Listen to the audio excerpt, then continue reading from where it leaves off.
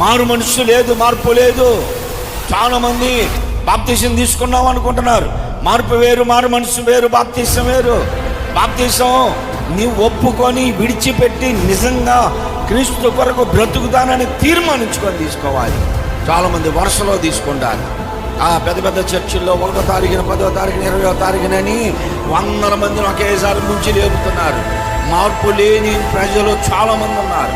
వచ్చి తాగుబోతూ నా దగ్గరికి వచ్చి పాస్టర్ గారు బాప్తీసం ఇవ్వండి అన్నాడు. నేను ఈయనన్నా. ఎందుకు అంటే బాగా పరిచయమే. చర్చి ముందే తిరుగుతాడు 24 గంటలు. ఎప్పుడు చూసినా ఫుల్ లోడ్ అయి ఉంటాడు. ఎందుకు నీకు బాప్తీసం అన్నా? తాగే ఉన్నాడు అంటే ఇంక రేపు నుంచి నేను తాగనండి, తాగకుండా ఉండటానికి నాకు బాప్తీసం అన్నాడు. నువ్వు తాగకుండా 1 సంవత్సరం గుడికి రా, అప్పుడు నేను బాప్తీసం ఇస్తానన్నా. ఒప్పుకోవాలా? కాదండి, ఇస్తే మారుతానండి అన్నాడు.